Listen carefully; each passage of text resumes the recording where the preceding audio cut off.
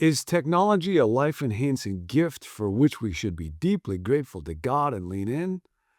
Or is it a life-sucking, soul-malforming, dangerous cesspool that we ought to be really wary of? And the answer, of course, is yes. From the Tower of Babel, from the beginning, technology has been both part of the glory of what does it mean to be human and something that can be used to enhance life, and also something that we can misuse in a whole variety of ways, because we're just that way.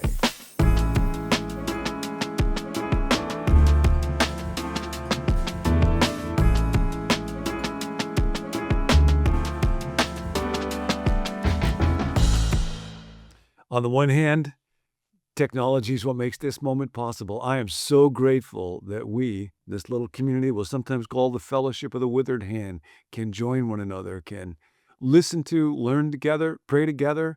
And if it weren't for the kind of technology that I'm using right now, we couldn't do that. At the same time, we're living in a season when more and more attention is being given to the potential dangers of technology. Jonathan Haidt has written a book. We'll be looking at that in the days to come, called The Anxious Generation, about how there has been an explosion of emotional health issues, particularly for young people, that is very, very tied to online virtual reality. And beyond that, there's kind of an explosion of loneliness and isolation and cell phone addiction, all kind of issues. So we're going to look at spiritual life. How do I connect with God? And technology. What is technological connection supposed to look like? The title of this series is You Should Get Out More. And the idea is twofold here. One is like get out of just the virtual online world into the actual world that God really made. I was this last weekend at the First American Museum in Oklahoma, and it was very striking considering the lives of both first Native Americans and people generally in the human race for most centuries until the last few spent almost all of their days actually living in creation. What I'm looking at out the window right now, trees and grass and sky and sun, and what a different thing it would be, how different our lives would be emotionally and with one another if we mostly lived in that creation, which the Bible tells us is declaring the glory of God. So get out into the real world, and then also get out of the little echo chamber, that little bubble. Could be the Christian ghetto for those of us that are inside the church, or the ideological ghetto, everybody that thinks about me and reinforces my own biases and prejudices. Get out of there to what a good friend of mine calls life in the margins, where it's risky, where it's unknown, where people are different than me, where I can be challenged and stretched and learn. The verse I want to offer as kind of a foundation for this journey is from Psalm 90, verse 12, where the psalmist says, "Teach us to number our days, Lord, so that we may gain a heart of wisdom." Now, we're going to be asking for wisdom. One of the phrases we'll be looking at, one of the realities we'll be looking at is what is called artificial intelligence. What difference does it and will it not make? Very striking that there is no such thing as artificial wisdom, because wisdom is a property that can be acquired only by a person. It is, in Old Testament and wisdom literature, supremely the ability to make wise decisions that must flow out of a disciplined and developed heart and mind and spirit and value. And so we're going to be asking for a heart of wisdom, and we'll never be able to outsource that to artificial wisdom. And then the psalmist says, teach us to number our days. What does it mean to number our days? Well, it's something more than just keeping track of it. It's something more than just timekeeping. I can't outsource this to Google Calendar. This means to learn to integrate what it is that I'm doing, and even more than that, what it is that I'm becoming, with what is good and what is noble and what creates value, what invests in other people, what makes a difference, so that when I get to the end of my little life and look back on it, I might have minimized regret and have known that as I followed Jesus, as I sought to follow God, my life made a difference on this world.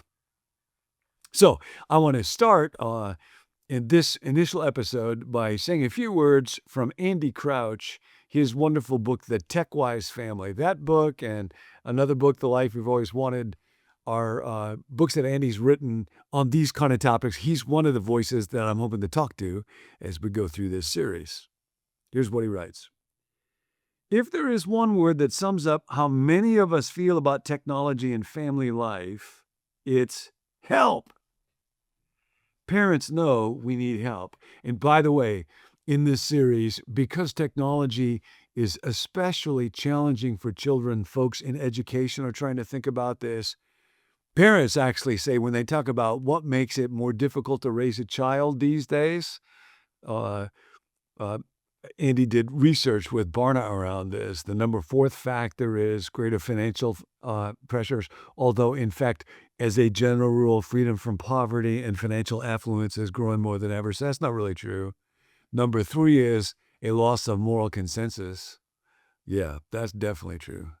Number 2 is the sense that the world is a more dangerous place. Actually, that one's not true. Objectively speaking, health in many, many regards, longevity, the world is safer than the human race has almost ever known. The number one reason parents say that parenting is becoming more difficult in our day is technology.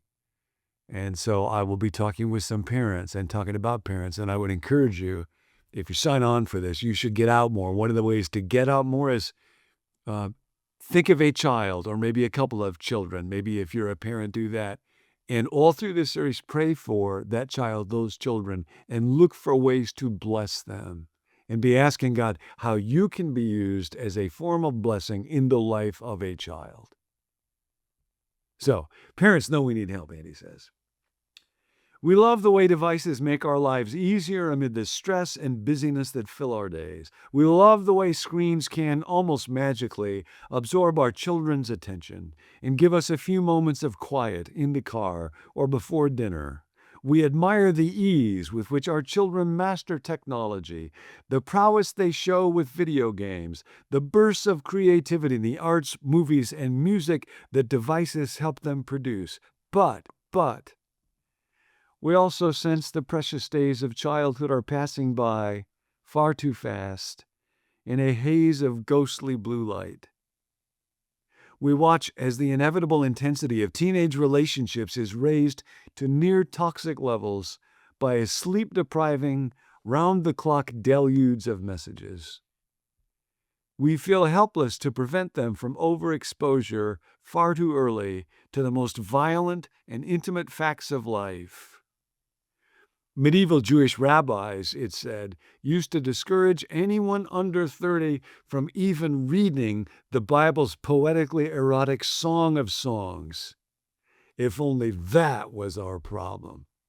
So, by the way, if you're in your 20s, for the time being, just stick with Book of Proverbs, Book of Ecclesiastes, Song of Songs coming up next. You just got another decade to go or so.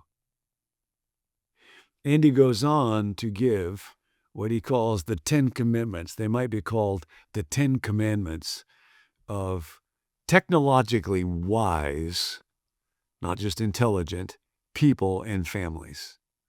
And in the next episode or podcast or show, I never know what to call this thing, we're going to walk through those together. And I'll invite you as we're going through this series to go ahead and to make those. For today, here's the invitation. Be aware, be screen aware. Let's take a look at how often is it that I actually use this thing right here. Jay Kim, another book that we'll look at, he's a wonderful writer and pastor, talks about how the average person, and this is a couple years ago now, unlocks their iPhone 80 times a day. Think if 80 times a day as reflexive, I was to pray that little prayer that Andy mentions here, help, or thy will be done. So be aware, what kind of reliance or dependence do I have on screens, and what kind of impact do they have on my life? Each time as I make it, and again, this is being real open with it. It's not to castigate or to say it's automatically bad, because it's not, but just to become aware of when is it drawing me towards God and when might it be pulling me away? And more important than that, When might I be outsourcing my own capacity to think, to focus my mind, to engage my attention? When might I be outsourcing that to an external power so that my own mental muscles, my own ability to focus my mind are actually growing weaker and more enslaved to something else that is so easy to become captivated by? And what does it look like to ask God to renew my mind? And how can this be an asset and not a liability on that journey?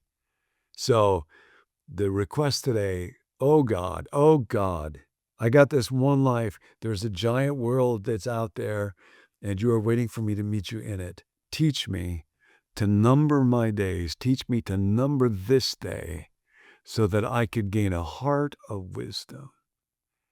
And bring to mind, and I have a couple now, children who are trying to navigate life in this world. And how might I, in this season of my life, be a blessing and a conduit of value and development and stretching and encouragement and growth to them? You should get out more. Hey, thanks for joining us. Be sure to subscribe so you don't miss any future episodes from John. You can also visit our website, becomenew.com, to access all of our videos there, or subscribe for the emails that go with each video. But my personal favorite way to stay in the loop with Become New is by text. We will send you a text message every morning that we release a new video with the title of that video and just the link to the video. So if you want that, you can text the word BECOME to the number 855-888-0444, and we'll get those messages to you. If you've got a prayer request, there's a group of us who meet each weekday, Monday through Friday, for 1 hour to pray for viewers just like yourself. So you can text or email us your prayer request at 855-888-0444 or at connect@becomenew.com. Remember, the most important thing about your life is the person you become. We'll see you next time.